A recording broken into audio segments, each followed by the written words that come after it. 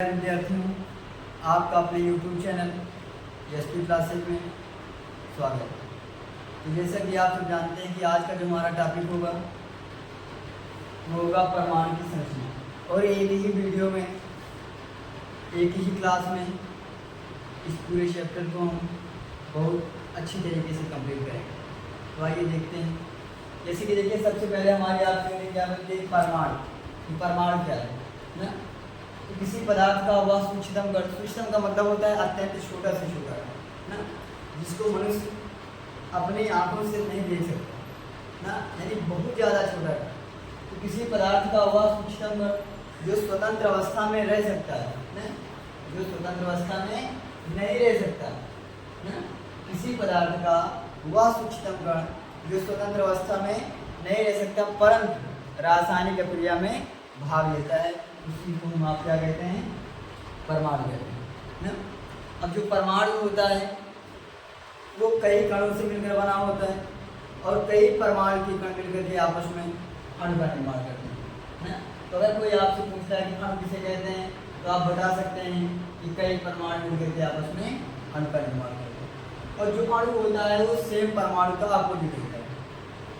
भाई परमाणु क्या था कि स्वतंत्र अवस्था में नहीं रह सकता लेकिन रासायनिक क्रिया में भाग ले सकता है, लेकिन अणु जो है वो स्वतंत्र अवस्था में रह सकता है परंतु रासायनिक क्रिया में भाग नहीं लेता। देखिए बच्चों, आपने सुना होगा कि परमाणु बम का निर्माण होता है। जब एक देश दूसरे देश पर हमला करते हैं तो वहाँ पर परमाणु बम फेंका जाता है।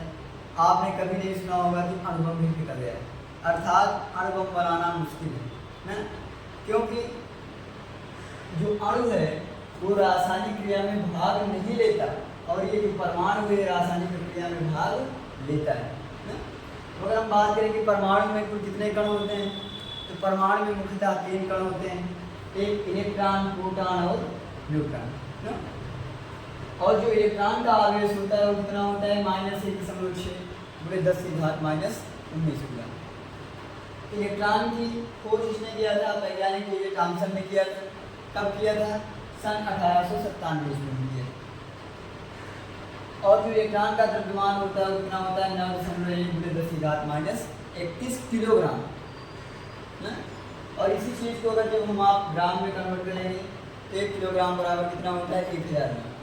तो 10 की पावर 3 लगा देंगे यानी 10 की पावर -28 हो जाएगा ना। इसी तरीके से प्रोटॉन जो प्रोटॉन पर आवेश कितना होता है, 1.6 × 10⁻⁻19 कूलम। और जो प्रोटॉन का द्रव्यमान होता है वो होता है 1.6 × 10⁻27 किलोग्राम। और प्रोटॉन की खोज किसने किया था, वैज्ञानिक रदरफोर्ड ने किया था। और किस सन में किया था, 1919 में किया। अब इसी तरीके से अगर हम बात करें न्यूट्रॉन की, तो जो न्यूट्रॉन होता है, न्यूट्रॉन पर आवेश होता ही नहीं, अर्थात ये आवेशहीन होता है, बिल्कुल उदासीन होता है ना। लेकिन उसका जो द्रव्यमान होता है उसका द्रव्यमान प्रोटॉन के द्रव्यमान के बराबर होता है ना। और प्रोटॉन का द्रव्यमान कितना होता है, 1.6 × 10⁻⁻27 किलोग्राम। तो इसी तरीके से न्यूट्रॉन का भी द्रव्यमान कितना होगा, 1.6 × 10⁻⁻27 किलोग्राम ना। आगे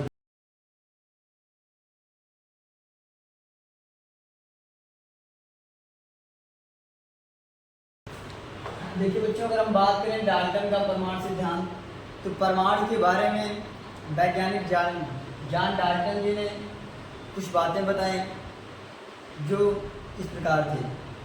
उन्होंने कहा कि परमाणु अविभाज्य कणों से मिलकर बना होता है, अर्थात परमाणु को हम आप विभाजित नहीं कर सकते। दूसरी बात क्या थी कि भिन्न भिन्न तत्व के परमाणु भिन्न भिन्न होते हैं। अगर आपका तत्व अलग अलग है तो सबके परमाणु भी अलग अलग होंगे। तीसरी बात यह थी कि जो परमाणु होता है ये स्वतंत्र अवस्था में नहीं रह सकता। अब ये बात थी कि परमाणु को ना तो नष्ट किया जा सकता है और ना ही उत्पन्न किया जा सकता है। तो इस तरीके से जॉन डाल्टन जी ने 4 बातें बताई थी कि परमाणु जो है वो अविभाज्य कणों से मिलकर। अब देखिएगा भाई, अभी तक हमने आपको बताया था कि परमाणु के जो है मुख्यतः 3 कण होते हैं, इलेक्ट्रॉन, प्रोटॉन और न्यूट्रॉन ना। तो और इन्हीं इलेक्ट्रॉन के बारे में हमको आपको आज पढ़ना है कि इलेक्ट्रॉन की खोज किस तरीके से हुई, कैसे पता चला कि इलेक्ट्रॉन पर ऋण आवेश होता है ना।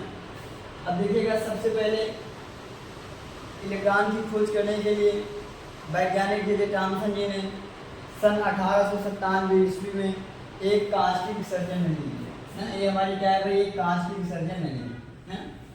और उस कांच की विसर्जन नली में 2 प्लेटें लगाई, एक को कैथोड बना दिया और दूसरे को क्या बना दिया, एनोड बना दिया। और इसके एक सिरे पर जिंक सल्फाइड की क्या कर दी, कलाई कर दी।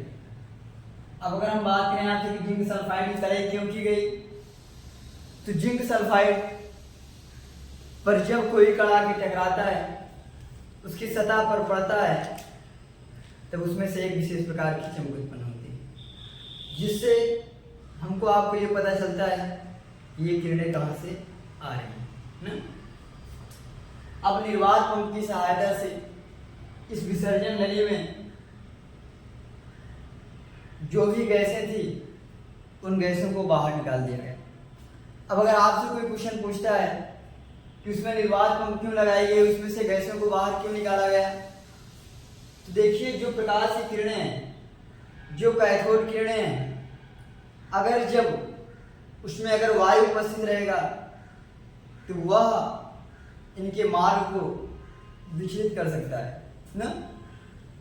तो हमने आपको बताया कि सबसे पहले आपके पास एक कांच की विसर्जन नली होनी चाहिए, और उस कांच की विसर्जन नली में आप 2 प्लेटें लगाएंगे, एक को एनोड बनाएंगे और दूसरे को क्या बना लेंगे, कैथोड बना लेंगे ना।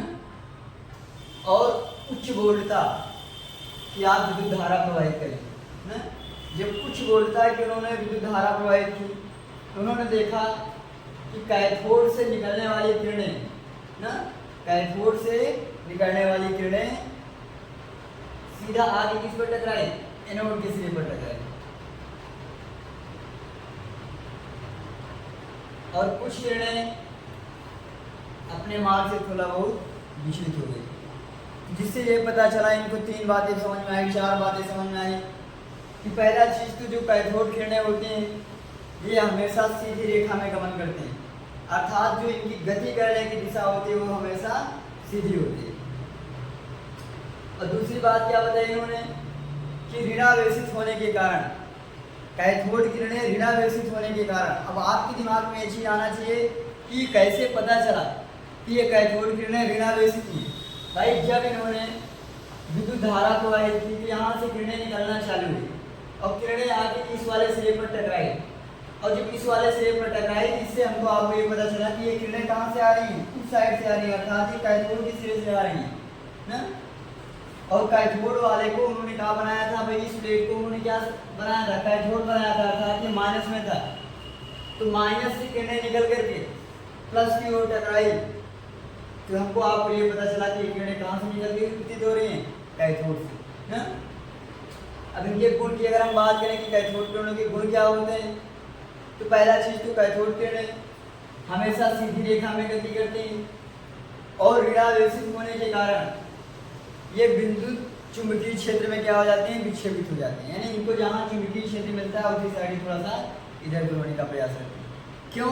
क्योंकि ये ऋणावेशित हैं। देखिए, अब हमारी बात को समझिएगा, अगर जब आवेश समान रहेंगे तो वहाँ पर प्रतिकर्षण बल कार्य करता है, और जब अगर आवेश विपरीत हैं वहाँ पर आकर्षण बल कार्य करता है।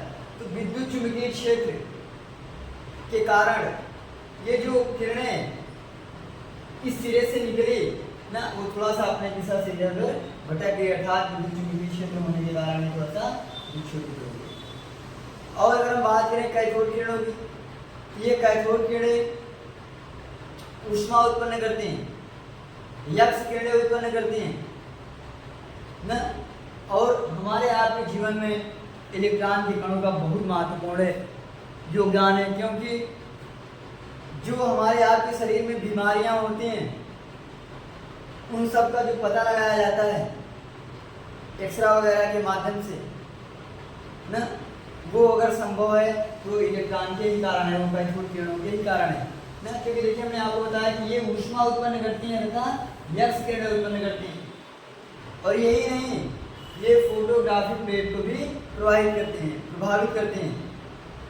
जब ये फोटोग्राफिक प्लेट पर पड़ते हैं तो उसमें से एक विशेष प्रकार की चमक उत्पन्न होती है, जिससे ये पता चलता है ना कि वो कौन सा कण कहाँ पर स्थित है।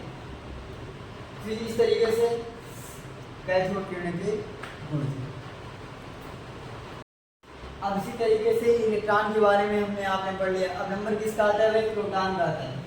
देखिए, प्रोटॉन की खोज गोल्डस्टीन जी ने किया था, लेकिन इसका श्रेय किसको दिया जाता है? वैज्ञानिक रदरफोर्ड जी को दिया जाता है ना। अब इसके लिए भी इन्होंने सेम वही काम किया, कांच की एक विसर्जन नली लिया और इसमें 2 प्लेटें लगाई, एक को एनोड बनाया और दूसरे को क्या बना दिया इन्होंने? कैथोड। और इसके एक सिरे पर जिंक सल्फाइड की क्या करती? कलाई करती। ये आपको हम बताए थे कि भाई जिंक सल्फाइड की कलाई क्यों की जाती है? क्योंकि एक विशेष प्रकार की चमक उत्पन्न हो सके और जिससे ये पता चल सके कि ये किरणें किस साइड से आ रही हैं और कहाँ जा रही हैं। अब जब यहाँ से भाई उच्च वोल्टता जब यहाँ से किरणें निकलना चालू हुई, उन्होंने इस साइड एक पहिया लगाया। अब देखिए कि ये किरणें जब जा रही हैं तो इस पहियों को क्या कर रही हैं? प्रभावित कर रही हैं। तो जिससे ये पता चला कि जो ये एनोड से निकलने वाली किरणें हैं, जो ये प्रोटॉन का निर्माण बाद में करेंगे ना, इनमें गतिज ऊर्जा होती है, क्योंकि ये पहिया थोड़ा सा घूमने लगे, जिससे ये पता चला कि इन किरणों में गतिज ऊर्जा है। और दूसरी बात, ये भी हमेशा सीधी रेखा में ही गति करती हैं और फर्क इतना होता है कि इलेक्ट्रॉन की इनकी दिशा जो होती है वो विपरीत होती है। अगर हम अगले पॉइंट की बात करें, अब ध्यान दीजिएगा, ये जो है अपने मार्ग से जब विचलित हुई और इस सिरे पर जब गई, इस साइड से विचलित होने का प्रयास की, इससे ये पता चलता है कि अगर जब ये प्लस चार्ज से अगर किरणें निकल रही हैं तो ये हमेशा किसके पास जाने का प्रयास करेंगे? माइनस की ओर जाने का प्रयास करेंगे ना। ये हमेशा माइनस की ओर जाने का प्रयास करेंगे, क्योंकि अगर प्लस और प्लस है तो वहां पर प्रतिकर्षण बल होगा, अगर प्लस माइनस है तभी वहां पर आकर्षण बल होगा ना। जिससे ये पता चला कि जो यहाँ से जो एनोड के सिरे से जो किरणें निकली वो कहाँ हो गई? विद्युत चुंबकीय क्षेत्र में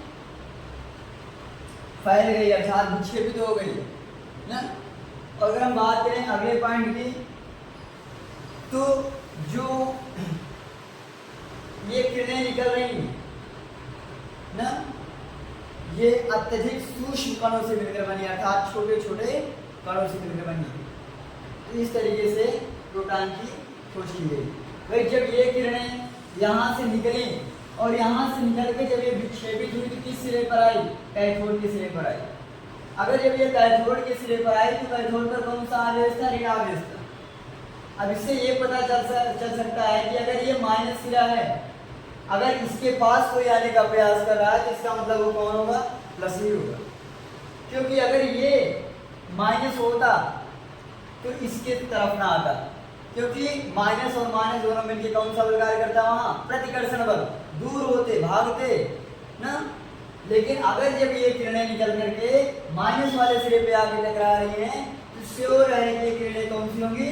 प्लस होंगी, क्योंकि इनके बीच आकर्षण बल कार्य कर रहा है।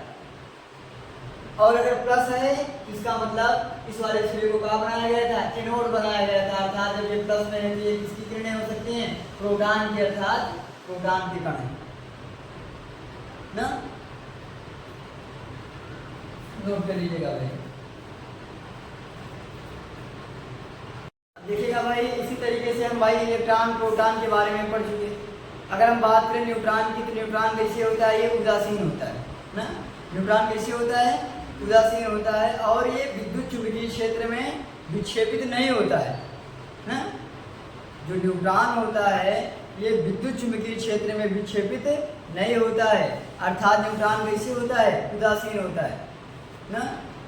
और नाभिक जो होता है, नाभिक में धन आवेश उपस्थित होता है और नाभिक के चारों ओर इलेक्ट्रॉन वृत्ताकार मार्ग में गति करते हैं।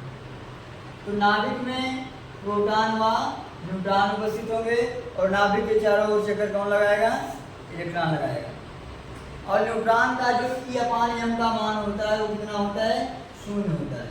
E/m का मतलब समझे ना, न्यूट्रॉन की जो आवेश और द्रव्यमान का अनुपात होता है वो कितना होता है? 0 होता है।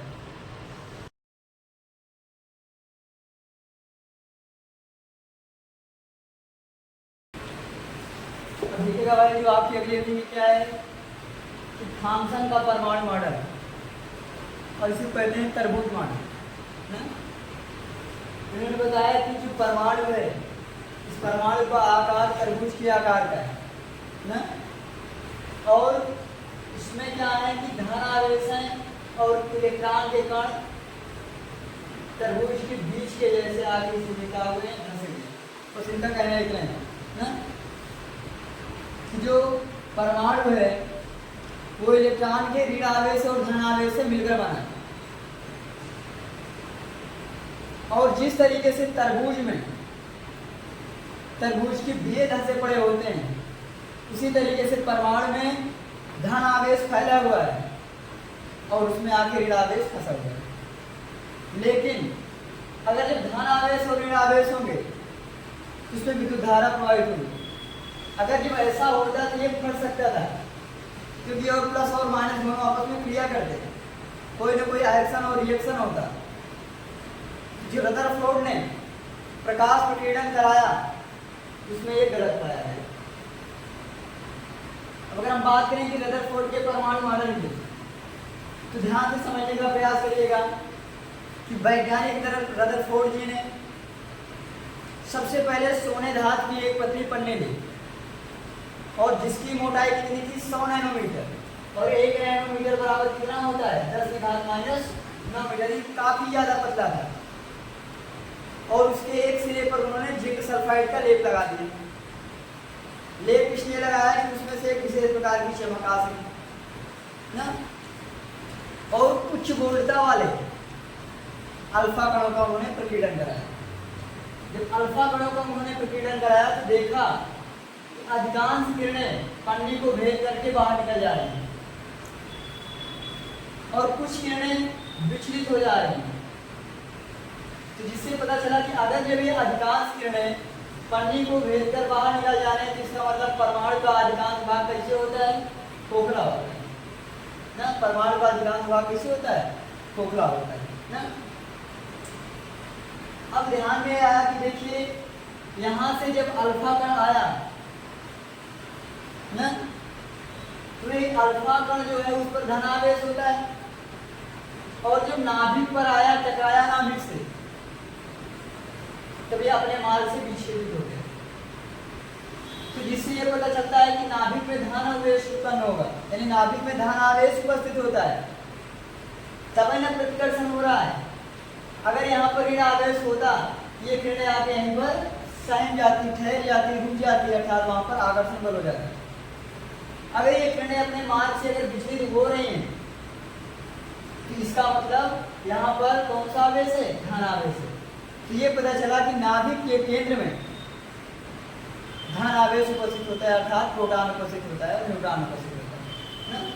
तीसरी बात क्या थी कि इलेक्ट्रॉन नाभिक के चारों ओर वृत्ताकार मार्ग में क्या करता है? गति करता है ना। इलेक्ट्रॉन नाभिक के चारों ओर वृत्ताकार मार्ग में गति करता है, लगातार घूमता रहता है। इन्होंने इतनी बात बताई, लेकिन बाद में इनका परमाणु मॉडल भी गलत साबित कर दिया गया। उसमें कमियां क्या थी? 2 थी। पहली क्या थी कि लोगों का मानना था और वैज्ञानिकों ने माना कि अगर जब इलेक्ट्रॉन लगातार वृत्ताकार मार्ग में गति करता है तो एक कंडीशन ऐसी भी आएगी कि जब उसकी ऊर्जा में कमी आ जाएगी, और जब अगर उसकी ऊर्जा में कमी आ जाएगी तब उस इलेक्ट्रॉन को नाभिक के बीच में गिर जाना चाहिए ना। लेकिन ऐसा नहीं होता है। और दूसरी पॉइंट में इन्होंने क्या कहा, इनकी कमी दूसरी क्या थी कि इन्होंने अपने परमाणु मॉडल में ना नाभिक के जो कण थे उनको अस्थायित्व नहीं दिया, उनको स्थिरता नहीं दी। समझ पा रहे हैं हमारी बात को ना। और अब जो नाभिक के चारों ओर इलेक्ट्रॉन वृत्ताकार मार्ग में गति करते हैं, तो इनमें जो आकर्षण बल होता है ये अस्थायी किस कारण होता है? अपकेंद्रीय बल के कारण। अपकेंद्रीय बल के कारण। और अपकेंद्रीय बल क्या है? जो ऐसा बल जो किसी वस्तु के किनारे पर कार्य करता है, किसी सतह के किनारे पर कार्य करता है, वो हमारा कौन सा बल होता है? अपकेंद्रीय बल होता है। और इसी अपकेंद्रीय बल के कारण इलेक्ट्रॉन नाभिक के चारों ओर चक्कर लगाता है। तो भाई इनकी दो कमियां थी। पहली कमी तो ये थी कि ये कहे कि लगातार इलेक्ट्रॉन वृत्ताकार मार्ग में गति करता है ना, और अगर जब लगातार गति करता है तो एक समय तो ऐसा भी कभी आता ना कि जब इसकी ऊर्जा में कमी होती है, और जब अगर इसकी ऊर्जा में कमी होती है तब इसको नाभिक में गिर जाना चाहिए, लेकिन ऐसा होता है नहीं ना। और दूसरी बात, इन्होंने इलेक्ट्रॉन के कण को अस्थायित्व नहीं दिया ना, समझे ना हमारी बात। इस तरीके से रदरफोर्ड का परमाणु मॉडल भी गलत साबित कर दिया गया ना। अब इसके बाद अगला हम किसका पढ़ेंगे? नील्स बोर का परमाणु मॉडल ना, नोट करिए। वैज्ञानिक थे, उनका क्या नाम था? Niels Bohr. तो वैज्ञानिक नील्स बोर जी ने बताया कि इलेक्ट्रॉन नाभिक के चारों ओर वृत्तीय मार्ग में गति करते हैं ना। और इन्होंने बताया कि अगर इलेक्ट्रॉन भाई एक कक्षक में जितने भी इलेक्ट्रॉन हैं सभी की ऊर्जा बराबर होती है, अर्थात समान होती है। अब कक्षक किसे कहते हैं? कि इलेक्ट्रॉन जिस मार्ग पर गति करता है, जैसे इस मार्ग पर इलेक्ट्रॉन गति कर रहा है, ये इसका क्या है? कक्षक है। ये इसका क्या है? कक्षक है। इन्होंने बताया कि एक ही कक्षक में उपस्थित जितने भी इलेक्ट्रॉन होंगे सबकी ऊर्जा बराबर होगी। और दूसरी बात इन्होंने क्या बताया? यदि इलेक्ट्रॉन उच्च ऊर्जा स्तर से निम्न ऊर्जा स्तर में प्रवेश करता है तो उसकी ऊर्जा बढ़ जाती है।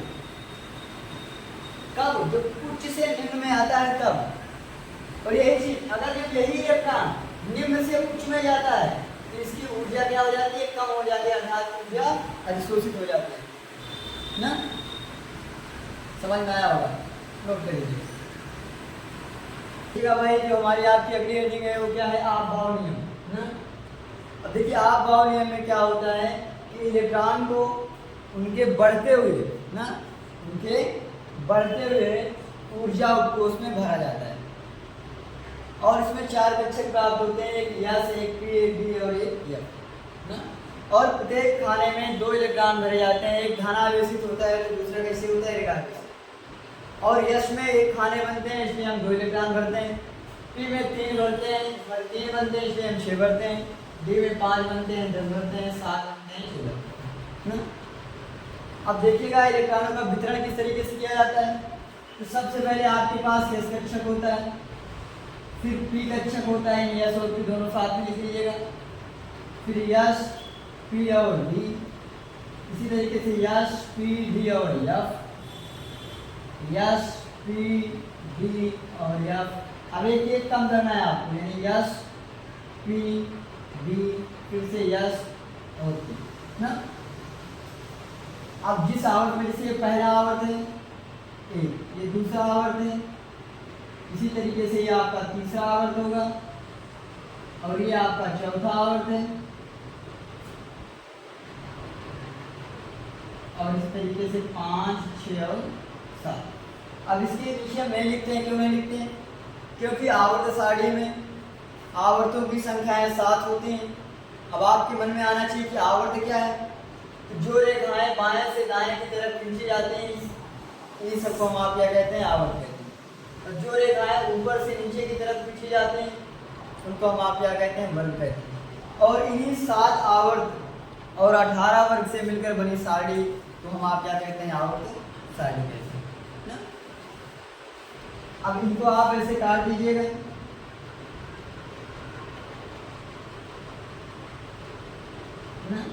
इसे सबसे पहले हमारे पास क्या कटा? 1s, फिर से 2s, फिर से 2p, 3s, इसी तरीके से जो भी कटे ना। अब हम क्या करते हैं कि परमाणु में जितने इलेक्ट्रॉन उपस्थित होते हैं, जैसे मान लीजिए हमने आपसे कह दिया कि सोडियम, तो सोडियम में कितने इलेक्ट्रॉन है? 11 ना भाई, 11 इलेक्ट्रॉन भी है और 11 प्रोटॉन है ना। अब अगर इन 11 इलेक्ट्रॉनों का हमको आपको वितरण करना है तो सबसे पहले किसके पास जाएंगे? यस कक्षक के पास, 1s 1s, और यस की क्षमता कितने इलेक्ट्रॉन भरने की है? 2, तो 1s2। इसके बाद नंबर किसका आता है? 2s का, तो 2s2 ना। अब देखिए बच्चों, आपको बहुत प्रभावित होने की जरूरत नहीं है ना, क्योंकि है आपके पास यस कक्षक है। अब यहाँ 2 हो, 3 हो, 4 हो, कुछ भी हो ना, ये क्या बताता है? ये आवर्त के बारे में बताता है कि हम आप किस आवर्त में हैं ना। लेकिन ब्लॉक में कौन से हैं? यस ब्लॉक में है। और यस की क्षमता कितनी होती है? 2 इलेक्ट्रॉन भरने की ना, तो 2 2 4 इलेक्ट्रॉनों का वितरण हम आप करते हैं। करना हमको आपको कितने का है? 11 का है। तो 2s के बाद इसका नंबर आता है 2p का, 2p, और इसकी क्षमता कितनी है? 6 इलेक्ट्रॉन भरने की, तो 2p6। अब देखिएगा 2 2 4 6 4 10। अब हमको आवश्यकता कितने इलेक्ट्रॉन की है? 1। अब 2p के बाद हमारा क्या करना है? 3s। देखिए यस की क्षमता तो 2 इलेक्ट्रॉन की होती है, लेकिन हमको आपको आवश्यकता कितने इलेक्ट्रॉन की है? सिर्फ 1 इलेक्ट्रॉन की, तो हम लिखेंगे 3s1। अगर यही प्रकार हमारे पास होता 13, तो 2 2 4 6 4 10 10 2 12, उसमें हम 3 नहीं भर सकते थे। क्यों? क्योंकि यस की क्षमता कितने इलेक्ट्रॉन की है? सिर्फ 2 इलेक्ट्रॉन की। तो हम कम तो भर सकते हैं लेकिन ज़्यादा नहीं भर सकते। इस तरीके से आप बाउल नियम के द्वारा इलेक्ट्रॉनों का वितरण किया जाता है। नोट करिए।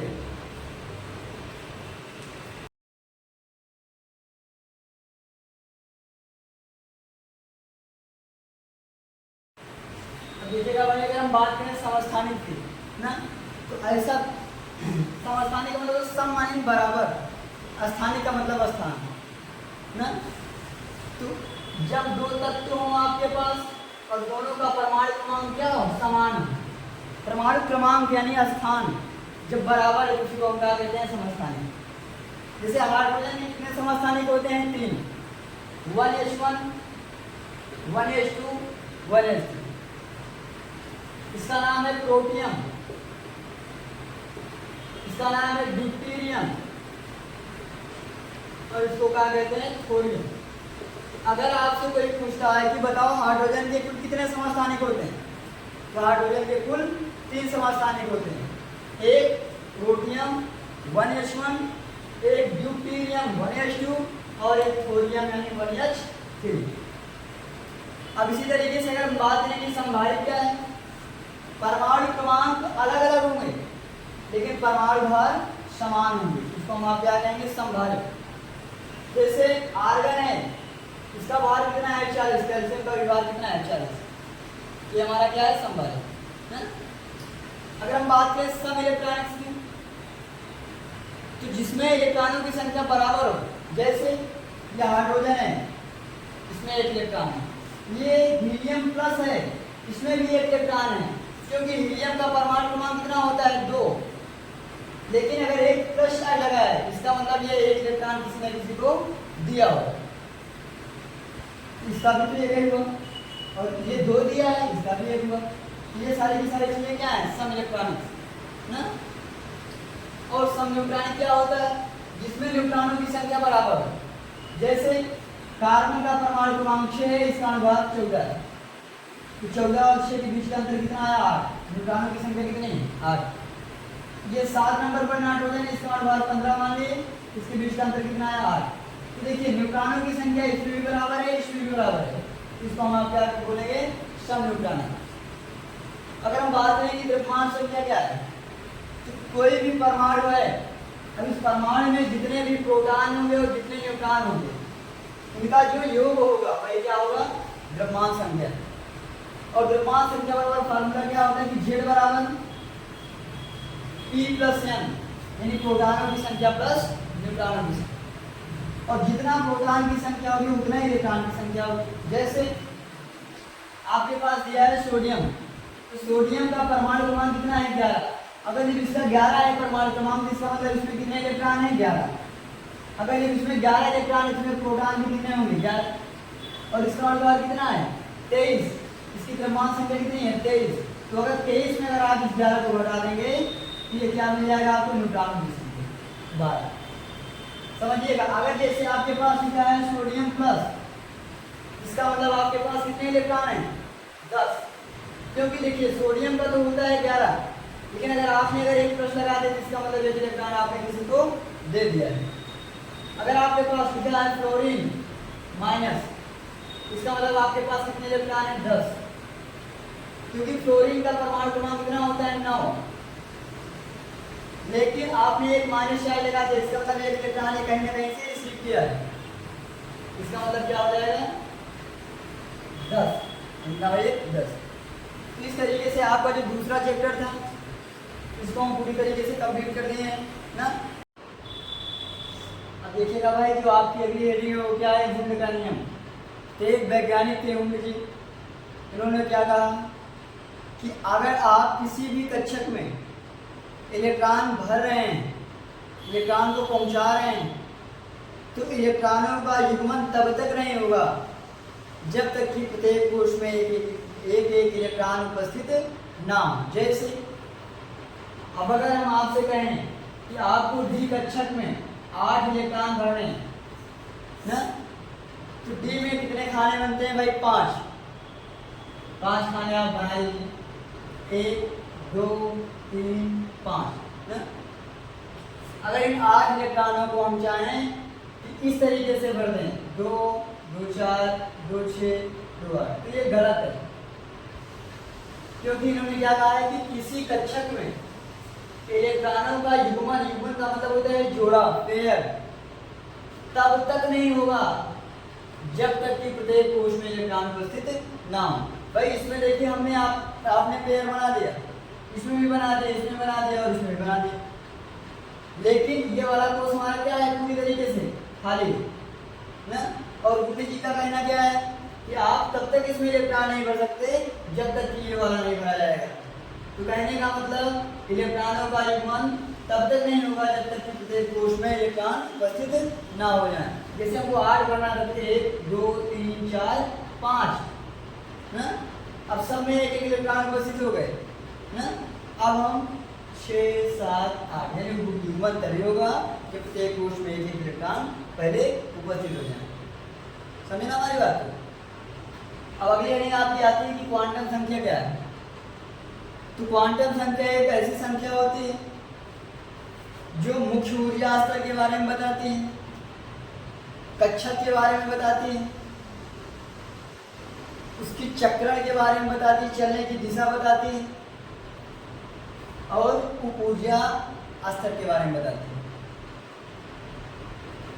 यानी एल एम और यस ना।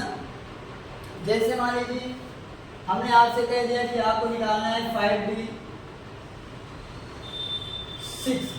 की क्वांटम संख्या, तो क्वांटम संख्या निकालने के लिए आपको एल के लिए मान याद करना पड़ेगा। अगर एस कक्षक है तो वहाँ पर 0 होगा, अगर पी कक्षक है तो 1 होगा, बी कक्षक है तो 2 होगा, और अगर एफ कक्षक है तो कितना लिखेंगे आप 3 ना। अब क्वांटम संख्या में ये 4 बातें आपको लिखना होता है। तो देखिए n का मान निकालने के लिए सबसे पहले जो हमको आपको दिखे, सबसे पहले जो भी दिखे वो किसका मान है n का मान ना, यानी जो इसकी मुख्य ऊर्जा स्तर का मान है वो कितना है 5। अब देखिएगा यल के मान याद करने के लिए भी हम आपको जस्ट बताएं कि यल के मान के लिए आपको याद करना पड़ेगा कि अगर आपके पास यस कक्षक है तो 0 होगा, पी कक्षक है तो कितना होगा भाई 1, और अगर डी कक्षक है तब 2, और अगर एफ कक्षक है तब 3। देखिएगा हमारे पास कौन सा कक्षक है डी कक्षक है, और डी कक्षक के लिए हम कितना बता रहे हैं 2, तो यल का मान कितना बन जाएगा भाई 2। अब अगर हम बात करें एम की, तो आपको ये पता होना चाहिए कि डी में कुल कितने खाने बनते हैं। तो डी में कितने खाने बनते हैं भाई 5, आप 5 खाना बना लीजिए, 1 2 3 5। अब जो बीच में रहे उसको आप 0 मान लीजिए, दाहिनी तरफ चलिएगा प्लस में और बाईं तरफ आइएगा माइनस में। जैसे दाहिनी तरफ गए, पहले खाने पर गए तो +1, दूसरे पर गए तो +2, बाईं तरफ आएंगे तो -1 और -1 ना। अब आपको कितने इलेक्ट्रॉन वितरित करने हैं 6। और गुण का नियम क्या कहता है कि पहले हम प्रत्येक कोष में एक एक इलेक्ट्रॉन पहुंचाएंगे। 1 2 3 4 5 6। अब छठा इलेक्ट्रॉन किसके सामने है? -2 के सामने। तो यम का मान कितना हो गया? -2। अब देखिएगा यस के दो मान होते हैं ना, या तो आपका 1/2 होगा या तो फिर -1/2 होगा। अगर जब इलेक्ट्रॉन पॉजिटिव है, पहली बार चक्कर लगा रहा है तो उसका मान 1/2 होगा। और इलेक्ट्रॉन जब नेगेटिव है, दूसरी बार चक्कर लगा रहा है तो उसका मान कितना होगा? -1/2। अब देखिएगा जो हमारा छठा इलेक्ट्रॉन है ये दूसरे राउंड में पहुंचा है, अर्थात ये नेगेटिव है। और अगर जब नेगेटिव है तो क्या होगा मान उसका? -1/2। यस का मान कितना लिखेंगे हम? -1/2। और इस तरीके से क्वांटम संख्या निकाल लेंगे। जो आपकी अभी रीडिंग हो क्या है? प्रकाश वैद्युत प्रभाव ना। अब देखिएगा कि प्रकाश वैद्युत प्रभाव क्या होता है। जब किसी धातु की प्लेट पर ना उच्च आवृत्ति वाला ना प्रकाश पड़ता है, भाई आपके पास कोई धातु की प्लेट है और इस पर प्रकाश की किरणें पड़ रही हैं, लेकिन इनकी आवृत्ति कैसी है? बहुत अधिक है। तो इसमें से इलेक्ट्रॉन निकलना प्रारंभ कर देते हैं। इलेक्ट्रॉन इसमें से कूदना चालू कर देते हैं, और जब कूदना चालू कर देते हैं, इलेक्ट्रॉन निकलना चालू कर देते हैं, तो उसमें आवेश उत्पन्न हो जाता है। और जब आवेश उत्पन्न हो जाता है तो विद्युत धारा प्रवाहित हो जाती है ना। जैसे भाई हमारे आपके घरों में सौर ऊर्जा लगाई जाती है, तो सूर्य का प्रकाश उस पर पड़ता है। जो सूर्य का प्रकाश उस पर पड़ता है तो उसमें से इलेक्ट्रॉन निकलते हैं ना, उसमें से इलेक्ट्रॉन निकलते हैं। जो निकल कर एक स्थान से दूसरे स्थान पर जाते हैं तो इलेक्ट्रॉनों का भाई आवागमन ही क्या उत्पन्न करता है? आवेश उत्पन्न करता है। और जब अगर आवेश उत्पन्न होगा तो विद्युत धारा प्रवाहित होगी। तो जो सौर ऊर्जा पर जो सूर्य का प्रकाश पड़ता है तो उसमें से इलेक्ट्रॉन के कण निकलते हैं ना। और जब इलेक्ट्रॉन के कण निकलते हैं तो उसमें आवेश उत्पन्न हो जाता है, और आवेश उत्पन्न होने के कारण विद्युत धारा प्रवाहित होने लगती है। तो उस ऊर्जा को, उस विद्युत धारा को हम आप बैटरी वगैरह के माध्यम से एकत्रित कर लेते हैं ना, जो बाद में हमको आपको काम में आता है। समझे ना हमारी बात? अब एक शब्द आ जाता है कि देहली आवृत्ति क्या है। तो इसमें से भाई जो प्रकाश वैद्युत प्रभाव पड़ रहे हो, इसमें से यानी जो ये धातु थी, इस धातु से इलेक्ट्रॉन को निकालने के लिए, इलेक्ट्रॉन को उकसाने के लिए जितनी ऊर्जा की आवश्यकता हमको आपको लगेगी ना, जितनी आवृत्ति की हमको आपको लगी आवश्यकता, वही क्या है? देहली आवृत्ति। देहली का मतलब दी गई आवृत्ति ना। भाई समझो हमारी बात को, ये हमारी धातु है, इसमें सूर्य की किरणें आई, इसमें उच्च आवृत्ति का प्रकाश आया, तो कितना हम आवृत्ति का प्रकाश इसमें डालें इसमें से इलेक्ट्रॉन निकलना चालू हो जाए ना। तो जितनी आवृत्ति का प्रकाश इस पर पड़ा वही उसे क्या है? देहली आवृत्ति। अब अगर हम इसमें बात करें तो E बराबर होता है ½ m², क्योंकि इलेक्ट्रॉन के कण गति करते हैं। तो गतिज ऊर्जा का फार्मूला क्या होगा? ½ m² और क्या होता है? E बराबर h/c। और देहली आवृत्ति को हम किससे नोट करते हैं? V0 से। आवृत्ति को किससे नोट कर देते हैं? V से। और देहली आवृत्ति को किससे नोट करेंगे? V0 से ना। नोट कर लीजिए। आगे भी आपकी क्या है भाई? पाउली का अपवर्जन नियम ना। तो वैज्ञानिक पाउली ने क्या कहा था कि किसी भी स्थिति में परमाणु की चारों क्वांटम संख्याओं का मान कभी बराबर नहीं होता है। यानी जो आपके यन है, जो यल है, यम है, यस है, इन चारों का मान कभी बराबर एक बराबर नहीं आ सकता है। यन का मान यल के बराबर कभी नहीं होगा। यानी जो आपकी मुख्य क्वांटम संख्या है वो द्विगुणसी क्वांटम संख्या के बराबर नहीं होगी, और मुख्य क्वांटम संख्या का मान द्विगुणसी क्वांटम संख्या के मान से बड़ा होगा। तो कहने का मतलब सिर्फ इतना आप समझिएगा कि वैज्ञानिक जो पाउली जी थे, इन्होंने यही कहा कि एक साथ, कहने का मतलब कि किसी भी स्थिति में कोई भी परमाणु है उसकी जो मुख्य क्वांटम संख्या का मान होगा, जो द्विगुणसी क्वांटम संख्या का मान होगा, जो चुंबकीय और चक्रण का मान होगा, वो चारों का मान कभी एक साथ बराबर नहीं आ सकता। अब अगर हम बात करें कि इलेक्ट्रॉन की, तो इलेक्ट्रॉन दो तरीके से गुण प्रदर्शित करता है। इलेक्ट्रॉन की दो प्रकृति होती है, द्वैती। द्वैती का मतलब दो तरीके से गुण प्रदर्शित करता है। एक तो कण के आधार पर करता है और एक तरंग के आधार पर करता है। जो प्रकाश की किरणें आ रही हैं ना, ये कण के रूप में आ रही हैं। और तरंग क्या होता है, जैसे मान लीजिए समुद्र है, अगर जब हम आप उसमें पानी का पत्थर ऐसे फेंकते हैं तो देखिए पानी इधर उधर भागने का प्रयास करता है, पानी फैलता है ना, तो जो फैल रहा है उसका मतलब क्या है, उसमें तरंग है।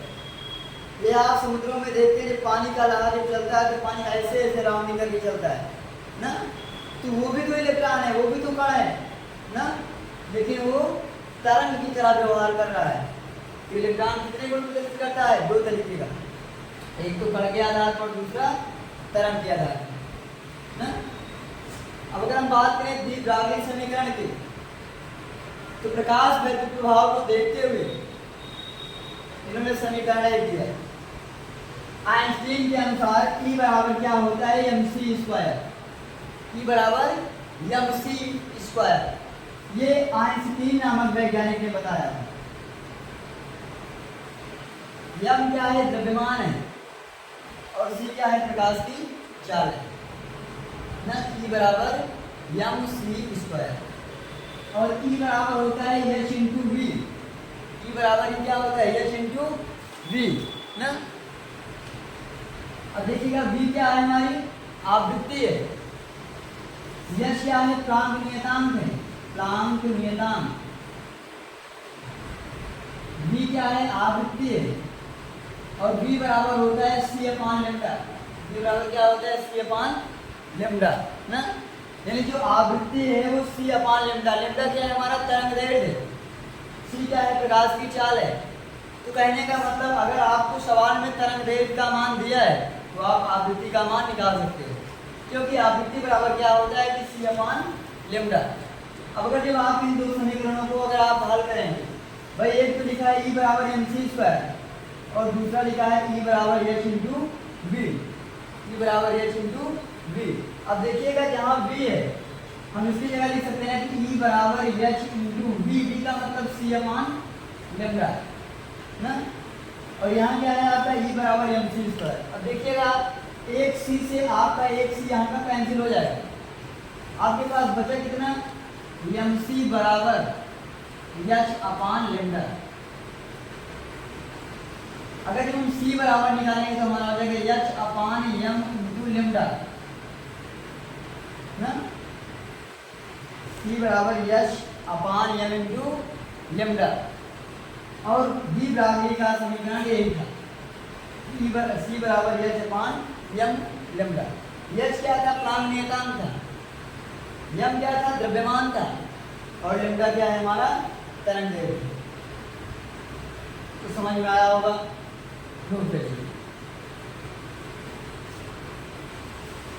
क्या है, हाइजेनबर्ग की अनिश्चितता का सिद्धांत ना। तो वैज्ञानिक हाइजेनबर्ग जी ने अपने सिद्धांत में कहा कि किसी कण की स्थिति और उसके संवेग का निर्धारण एक साथ करना संभव नहीं है ना। भाई जैसे मान लीजिए आपने किसी कण को, मान लीजिए कोई पत्थर का टुकड़ा है, आपने फेंका ना, आप अगर उसका वेग तो आप माप लोगे कितने वेग से ये जा रहा है पत्थर का टुकड़ा, लेकिन आप उसकी स्थिति नहीं बता सकते क्योंकि वो गतिमान अवस्था में है ना। तो हाइजेनबर्ग जी ने ये कहा कि किसी कण की स्थिति और उसके संवेग का निर्धारण करना संभव नहीं है, एक साथ हम आप संभव नहीं कर सकते ना। और संवेग बराबर क्या होता है, द्रव्यमान और वेग के गुणनफल को संवेग कहते हैं, P बराबर mv। डेल्टा x क्या है, स्थिति में होने वाला परिवर्तन, ये डेल्टा p क्या है, संवेग में होने वाला परिवर्तन ना। Delta x into delta mv बराबर h अपान 4 pi. Delta x into delta v बराबर करेंगे तो m देखिए यहाँ पर इसे घोड़े में तक पक्षांतर करेंगे, इसके बटे में आ जाएगा। तो जो हाइजेनबर्ग की अनिश्चितता के सिद्धांत द्वारा जो हमको आपको फार्मूले मिले हो क्या थे कि delta x into delta v बराबर h अपान m इंटू 4 पाई ना। अब देखिएगा आगे ये आपके क्या है, बोर स्पेक्ट्रम। बोर स्पेक्ट्रम क्या कहता है कि इसमें हम हाइड्रोजन या हाइड्रोजन के समान जो भी कण हैं उन्हीं के बारे में हम आप जानते हैं, उनके तरंग की संख्या को हम आप जानने का काम करेंगे ना। तो बोर स्पेक्ट्रम में 5 श्रेणी बनाई गई, एक लाइनमैन श्रेणी, बामर श्रेणी, पार्शियल श्रेणी, ब्रैकेट श्रेणी और कुंड श्रेणी। अब देखिए जो लाइनमैन श्रेणी है ये 7 से लेकर 1 तक है, जो बामर है ये 7 से लेकर 2 तक है, ये 7 से 3 तक, ये 7 से 4 तक और ये 7 से 5 तक। और अगर आपको तरंग की संख्या निकालना है तो इसलिए फार्मूला होता है कि 10 96 77 आप 1/n1 का स्क्वायर माइनस 1/n2 का स्क्वायर। जैसे हमको आपको इसका निकालना होगा तो n1 7 का वर्ग माइनस 1 का वर्ग, 49 माइनस 1 करना में इसको हल करके इसमें आप गुणा कर देंगे, आपको तरंग की संख्या नोट कर लीजिएगा।